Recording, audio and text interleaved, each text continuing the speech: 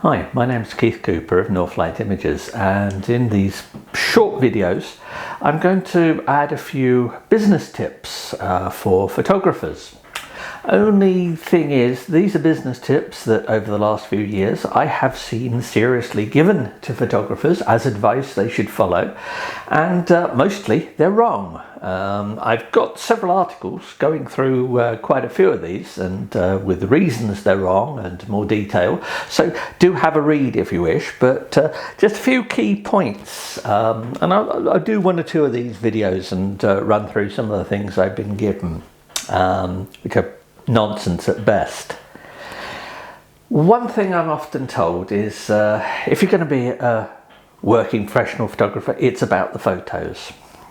No, it's not. It's about the business that you're running and the part that the photos play in that. The photos are your product.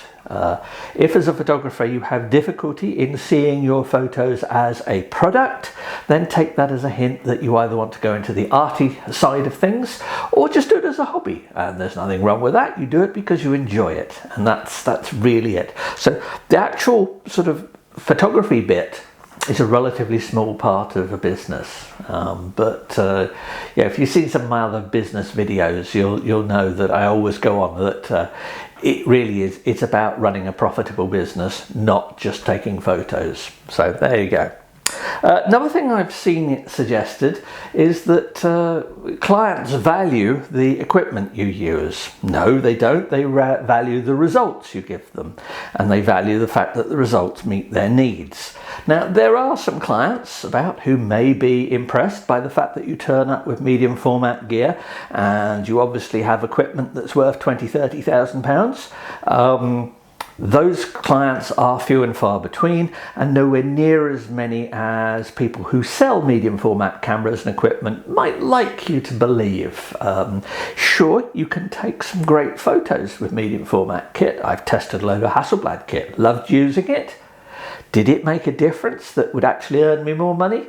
I'm going to say perhaps not. Now, you could say I've got the wrong clients, but there are precious few clients about who are willing to pay a premium just because you use expensive kit. Now, that's not to say there isn't technical reasons why you might use it, just that it's got to earn its keep. And if it doesn't earn its keep, you're getting it just because you like playing with expensive cameras. And there are professional photographers who do that and have the business nous or luck to get away with it. But once again, they are few and far between. Talking of clients, I've had suggested that clients really want to know what my key influences were, who my favourite photographers were, how my photography has been influenced over the years by the work of such as that. No, afraid not. That's for essays and the likes when you're doing photography courses. If you find a client who has more than a passing knowledge of other photographers, then consider yourself lucky. You've found someone who's interested in photography. Most don't. Saying my greatest influence, my landscape influence is, let's say, Ansel Adams. I do admire his work. Some people may know it, but it's not really going to get me anywhere from a business point of view for that. So, in terms of work, I've also heard it suggested that particularly in times like this, the way to get work is cut your prices.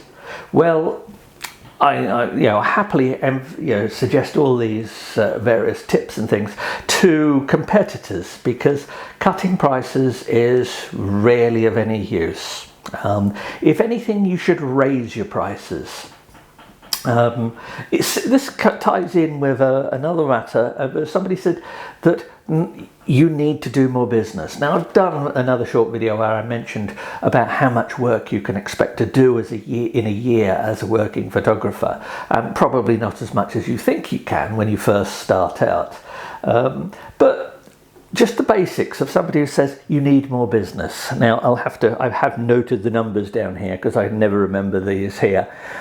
Let's say you have 15 jobs which you charge £100 for. Each of those jobs make you a £10 profit. Now, those 15 jobs, that's £1,500 turnover and gives you a profit of £150 for 15 jobs. Let's say you do 2 jobs at £500. Now, the £500, you happen to make a £150 profit. So from those 2 jobs, your turnover's less. You've only turned over £1,000 rather than 1,500. However, your profit's 300 rather than 150.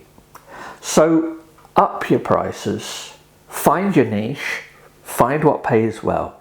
Just taking any work that comes along may be helpful when you're starting out, but at a certain point, just being the person who will do absolutely anything if you pay him is not really the image you want to convey. Anyway, that's just a quick example. I'll come up with a few more of these, just general advice tips on photography. Hope they're of some interest, some use. Please feel free to ask questions in the comments or whatever, and thank you.